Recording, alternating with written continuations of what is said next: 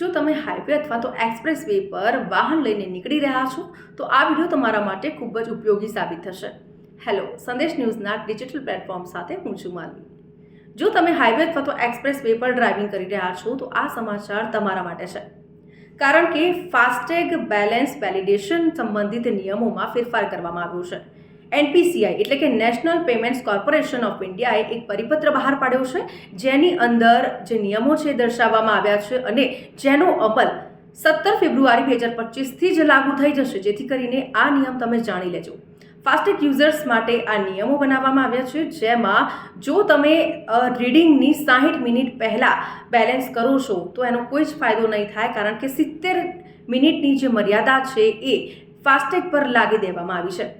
જે પ્રમાણે અત્યાર સુધી એવું હતું કે ઘણા બધા લોકો એવું કરતા હતા કે જ્યારે ટોલ પ્લાઝા આવે ત્યારે રિચાર્જ કરતા હતા, થોડે દૂર ઊભા રહીને રિચાર્જ કરી દેતા હતા, જેથી કરીને ટોલ ટેક્સ ભરાઈ જાય. પરંતુ હવે એવું કરવાથી કોઈ જ મતલબ નહીં રહે, કારણ કે આજે સમય મર્યાદા છે લાદી દેવામાં આવી છે. 70 મિનિટ સુધી જો બ્લેક લિસ્ટ થઈ જશે તો પછી તમારે ડબલ ચાર્જ ચૂકવવો પડશે.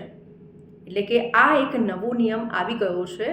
એટલે જો તમે ઘરેથી જ નીકળો છો તો ઘરેથી નીકળતા પહેલાં જ ફાસ્ટેગ પર બેલેન્સ કરાવી લેજો, જેથી કરીને તમારું ખિસ્સું ખાલી ના થઈ જાય, તમારે ડબલ ચાર્જ ન ચૂકવવો પડે.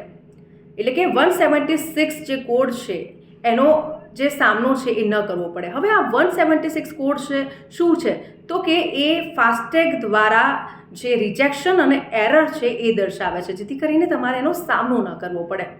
તો ઘરેથી નીકળો છો ત્યારે જ તમે ફાસ્ટેગ પર બેલેન્સ કરાવી લો, કારણ કે ઘણીવાર એવું બનતું હોય છે કે તમારું કાર્ડ છે ફાસ્ટેગ છે એ તમારું જે છે એ રિજેક્ટ થઈ જતું હોય છે, ડીએક્ટિવેટ થઈ જતું હોય છે, બ્લેક લિસ્ટ થઈ જતું હોય છે. હવે આ બ્લેક લિસ્ટ શું હોય છે એ પણ હું આપને જણાવી દઉં. ફાસ્ટેગ બ્લેક લિસ્ટ થઈ જાય છે એનું કારણ એ હોય છે કે સૌથી ઓછું બેલેન્સ હોય તો જ આવું થાય છે, અને ઘણા બધા કારણ હોય છે, પરંતુ મુખ્ય કારણ એ જ છે કે ઓછું બેલેન્સ હોય છે, જેના કારણે તમારું જે ફાસ્ટેગ છે એ બ્લેક લિસ્ટ થઈ જાય છે. તો બ્લેક લિસ્ટ એટલે કે તમારું જે ફાસ્ટેગ છે એ સસ્પેન્ડ યા તો ડીએક્ટિવેટ થઈ જાય છે. તો આ ખાસ ધ્યાન રાખજો. આ નવો નિયમ જે 17 ફેબ્રુઆરી 2025થી લાગુ થઈ જશે. તો આવા જ ઇન્ફોર્મેટિવ વિડીયોઝ જોવા માટે સંદેશ ન્યૂઝના ડિજિટલ પ્લેટફોર્મ સાથે જોડાયેલા રહો.